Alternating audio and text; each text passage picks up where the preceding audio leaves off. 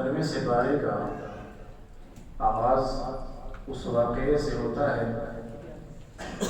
کہ جس میں اللہ تعالیٰ نے نبی کریم صلی اللہ علیہ وسلم کو معراج کا سفر کروایا تھا، اور اس میں اس کے ایک حصے کا ذکر ہے کہ جو حصہ مسجد الحرام سے لے کر مسجد اقصیٰ تک ہے۔ اللہ تعالیٰ کہتے ہیں پاک ہے وہ ذات جو اپنے بندے کو رات کے وقت مسجد حرام سے مسجد اقصیٰ تک لے گی، جس کے گرد ہم نے برکتیں رکھی ہیں تاکہ ہم انہیں اپنی نشانیاں دکھائیں۔ بے شک وہ خوب سننے والا اور دیکھنے والا ہے۔ حضور نبی کریم صلی اللہ علیہ وسلم جب مسجد اقصیٰ پہنچتے ہیں تو وہاں پر تمام انبیاء کرام علیہ السلام آپ کے منتظر ہوتے ہیں، اور وہاں آپ کی امامت میں تمام انبیاء کرام نے نماز ادا کی۔ سارے انبیاء کرام مقتدی بنے اور آپ ان کے امام بنے۔ پھر اس کے بعد اللہ تعالیٰ نے بنی اسرائیل والوں کا ذکر کیا ہے۔ اللہ تعالیٰ کہتے ہیں کہ بنی اسرائیل والوں کو 2 دفعہ میری آزمائشوں سے اپنی نافرمانیوں کی وجہ سے گزرنا پڑا، لیکن پھر بھی وہ جو ہے وہ میری ان نعمتوں اور میری ان کرم نوازیوں سے جو ہے وہ انحراف کرتے رہے، بغاوت کرتے رہے۔ تو اللہ تعالیٰ اس واقعے سے ہمیں یہ سبق دینا چاہتے ہیں کہ جو بھی اللہ تعالیٰ کی جانب سے ملنے والی نعمت پر شکر ادا کرتا ہے اور اس کی فرما برداری ادا کرتا ہے تو اللہ تعالیٰ اس کو زمین پر حکومت عطا کرتے ہیں، اور جو بھی اس کی نافرمانی کے راستے پر چل پڑتا ہے تو اللہ تعالیٰ اس کو دشمنوں کے سامنے مغلوب کر دیتے ہیں۔ پھر اس کے بعد اللہ تعالیٰ نے والدین کے ساتھ اور لوگوں کے ساتھ حسن سلوک کا ذکر کیا ہے۔ اللہ تعالیٰ فرماتے ہیں کہ والدین کے ساتھ حسن سلوک کرنا چاہیے۔ یہ دونوں میں سے کوئی ایک بڑھاپے کی عمر کو پہنچ جائے تو انہیں اف تک بھی نہیں کہنی چاہیے۔ پھر اللہ کہتے ہیں انہیں جھڑکنا بھی نہیں چاہیے، بلکہ ان کے سامنے محبت اور شفقت کے بازو اور کندھے بچھا دینے چاہیے، اور ہمیشہ اللہ سے ان کے لیے یہی دعا مانگا کرے کہ اے اللہ جس طرح انہوں نے مجھ پر بچپن میں رحم کیا تھا تو بھی ان پہ رحم فرما۔ پھر اس کے بعد اللہ تعالیٰ کہتے ہیں اپنے قرابت داروں، مساکینوں پر اور مسافروں پر اپنے مال کو خرچ کرو اور ان کا حق ادا کرو، فضول خرچی نہ کرو، اس لیے کہ فضول خرچ شیطان کا دوست ہے، اس کا بھائی ہے، اور شیطان اللہ تعالیٰ کا نافرمان ہے۔ پھر اللہ تعالیٰ نے کچھ کبیرہ گناہوں کا ذکر کیا ہے، اس میں بھی اللہ تعالیٰ نے آغاز میں یہی کہا ہے کہ کبیرہ گناہوں میں سے ایک گناہ یہ بھی ہے کہ آپ اپنی اولاد کو بھوک کی وجہ سے قتل کر ڈالیں، مار ڈالیں، جبکہ والدین کا اور اس کی اولاد کا جو رزق ہے اللہ کے ذمہ ہے، وہی ان کا رازق ہے۔ بھوک کی وجہ سے اولاد کو قتل نہیں کرنا چاہیے، یہ بہت بڑی خطا ہے۔ پھر اللہ کہتے ہیں بدکاری کے قریب مت جاؤ، یہ فحاشی کا کام ہے، اور کسی بھی جان کو ناحق قتل نہیں کرنا چاہیے۔ یتیم کے مال کے قریب مت جاؤ یہاں تک کہ وہ جوان ہو جائیں اور ان کا مال ان کے سپرد کر دیجیے، اور اپنے وعدوں کو پورا کرنا چاہیے، وعدہ خلافی نہیں کرنی چاہیے۔ جب مال توڑ کا معاملہ آئے تو برابر ماپا تلا کرو، اس میں کبھی بیشی نہیں کرنی چاہیے۔ پھر اللہ کہتے ہیں دیکھیے میں نے آپ کو یقیناً کان دیے، آنکھیں دی، دل دیا، یہ سارے کے سارے میرے سامنے جواب دہ ہیں، اور زمین پر اکڑ کے مت چلو، اس لیے کہ تمہارا اکڑ کے چلنا یہ زمین کو پھاڑ نہیں سکتا، اس لیے زمین پر اکڑ کے چلتے ہوئے مت چلو، تمہارا اس طرح اکڑ کے چلنا تمہیں پہاڑ تک بھی نہیں پہنچا سکتا۔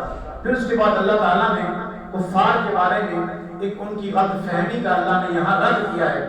وہ یہ کہا کرتے تھے یہ جو بیٹیاں ہیں نا بیٹیاں، انہیں وہ ناپسند کیا کرتے تھے اور زندہ انہیں دفن کر دیا کرتے تھے، جبکہ فرشتوں کے بارے میں کہتے تھے یہ اللہ کی بیٹیاں ہیں۔ تو اللہ تعالیٰ کہتے ہیں دیکھیے یہ کیسا انصاف ہے، اپنے لیے بیٹے پسند کرتے ہیں اور میرے لیے جس کی کوئی اولاد ہی نہیں ہے وہ کہتے ہیں فرشتے اللہ کی بیٹیاں ہیں۔ اللہ کہتے ہیں یہ عجیب تمہارا انصاف ہے، یہ بہت بڑی تم بات کہتے ہو جس کا حقیقت سے کوئی تعلق نہیں ہے۔ پھر اس کے بعد اللہ تعالیٰ نے قیامت کے دن ان لوگوں کا ذکر کیا ہے کہ جن کو اللہ تعالیٰ اپنے اپنے آئمہ کے ساتھ، اماموں کے ساتھ بلائے گا.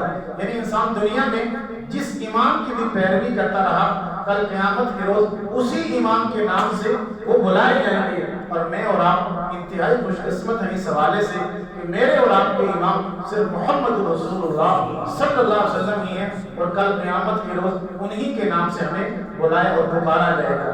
پھر اللہ کہتے ہیں فجر کے وقت قرآن کریم پڑھا کرو، اس لیے یہ گواہی دیتا ہے فجر کے وقت قرآن کی تلاوت یہ بڑی بڑا بابرکت عمل ہے، اور فرشتے اس کو بڑے غور سے سنتے ہیں. پھر آگے اللہ تعالیٰ نے فتح مکہ کا ذکر کیا ہے. فتح مکہ کا جب دن آیا تو نبی کریم صلی اللہ علیہ وسلم کے بارے میں آتا ہے، عبداللہ بن مسعود رضی اللہ تعالیٰ عنہ کہتے ہیں کہ جب نبی رحمت صلی اللہ علیہ وسلم مکے میں داخل ہوئے تو اس کے ارد گرد یعنی بیت اللہ کے خانہ کعبہ کے ارد گرد تقریباً 360 بت رکھے ہوئے تھے.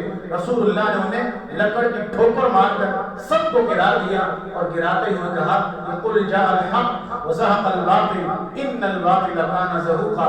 حق آ گیا ہے، باطل مٹ گیا ہے، اور یقیناً باطل کو مٹنا ہی ہے، فنا ہی ہونا ہے. پھر اس کے بعد اللہ تعالیٰ نے سورہ کہف کا آغاز کیا ہے. یہ جو سورہ کہف ہے نا، اس کی بڑی فضیلت ہے، کیونکہ ایک تو اس میں سورہ یعنی کہ اصحاب کہف کا ذکر ہے، اور پھر اس کی جو فضیلت ہے اس کے بارے میں نبی کریم فرماتے ہیں، صحیح مسلم میں روایت موجود ہے کہ جس نے سورہ کہف کی پہلی 10 آیات حفظ کر لی یعنی زبانی یاد کر لی تو وہ دجال کے فتنے سے محفوظ ہو جائے گا. اور پھر جو جمعہ کے روز سورہ کہف کی تلاوت کرتا ہے اگلے جمعے تک اللہ تعالیٰ اس کے لیے نور کا یعنی رہنمائی کا، رشد و ہدایت کا اور رہبری کا سامان پیدا کر دیتے ہیں. اور اسی سورہ کہف میں اللہ تعالیٰ نے اصحاب کہف کا ذکر کیا ہے. یہ نوجوان تھے کچھ جو وقت کے ظالم حکمران اور بادشاہ کے شر اور فتنے سے بچنے کے لیے ایک غار میں پناہ لے لیتے ہیں. اللہ تعالیٰ نے اپنی قدرت کو ظاہر کرنے کے لیے انہیں 309 سال تک سلا دیا. جب وہ جاگے بیدار ہوئے تو طویل عرصہ گزر چکا تھا، تو آپس میں ایک دوسرے سے بات چیت کر کے کہنے لگے ہم کتنا سوئے ہوں گے. کسی نے کیا جواب دیا، کسی نے کہا جی 1 دن، کسی نے کہا 1 دن کا کچھ حصہ سوئے ہیں. تو اس طرح مختلف جواب تھے.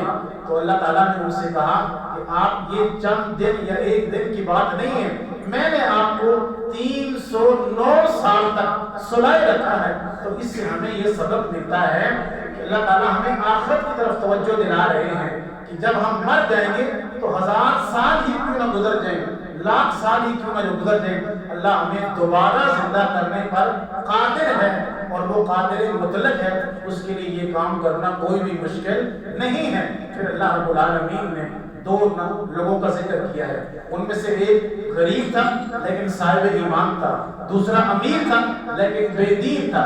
غریب کہنے لگا، صاحب ایمان کہنے لگا امیر انسان کو کہ جب آپ باغ میں جاؤ نا اپنے باغات میں تو کہہ دیا کرو ماشاء اللہ لا قوت الا باللہ، یعنی یہ جو کچھ بھی ہے جو اللہ نے چاہا وہی کچھ مجھے مل رہا ہے، اور یہ جو ساری چیزیں ہیں نا یہ اسی کی قوت اور طاقت سے مجھے مل رہی ہیں. یہ ہمارے لیے سبق ہے کہ جب ہم بھی اپنی کسی ایسی چیز کو دیکھیں جس سے ہمیں نفع مل رہا ہے تو ہمیں ہمیشہ اپنی زبان سے کہہ دینا چاہیے ماشاء اللہ لا قوت الا باللہ. تو امیر کہنے لگا مجھے اس کی کہنے کی کوئی ضرورت نہیں ہے، میرے پاس بڑا مال ہے، بہت باغات ہیں، اگر قیامت بھی آ جائے نا مجھے اس سے بہت بہتر ملے گا. غریب کہنے لگا تمہاری یہ غلط فہمی ہے، یہ ایسا نہیں ہے، تم اللہ کے ناشکرے ہو، تم اللہ کا شکر ادا نہیں کرتے ہو.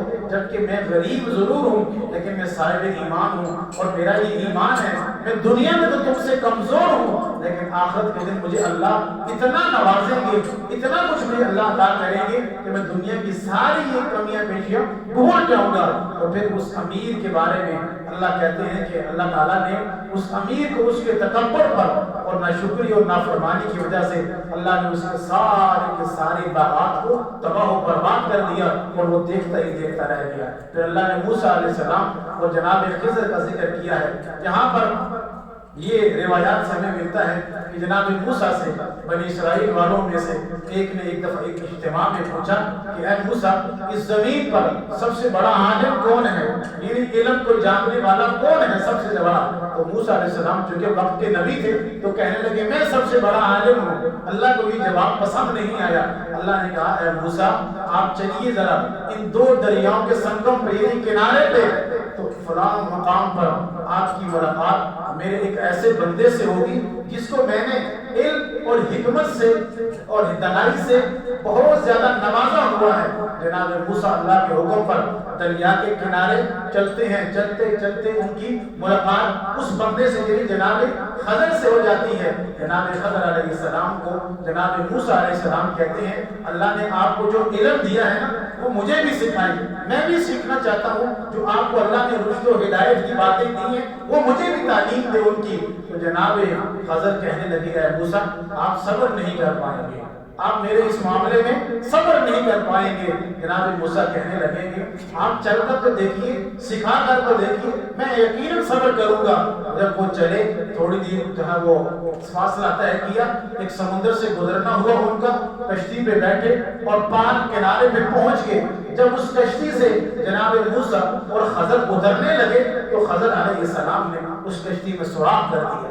موسیٰ علیہ السلام بڑے حیران ہو گئے، اسی کشتی پہ غریب آدمی کی کشتی تھی، ہم اس پہ بیٹھ کر یہاں پہنچے ہیں اور یہ بیچارہ اس سے رزق کماتا ہے، اس کی کمائی کا ذریعہ ہے، اور خضر نے جناب اس کی کشتی میں سوراخ کر دیا ہے، یہ تو نکارہ بن گئی ہے، کسی کام کی نہیں رہی۔ جناب موسیٰ نے جب یہ سوال کیا تو جناب خضر کہنے لگے کیا میں نے آپ سے نہیں کہا تھا کہ آپ صبر نہیں کر سکیں گے، آپ بول اٹھیں گے؟ تو موسیٰ علیہ السلام نے کہا اچھا ٹھیک ہے جی، آئندہ ایسا نہیں ہوگا، ایک اور موقع دیجیے۔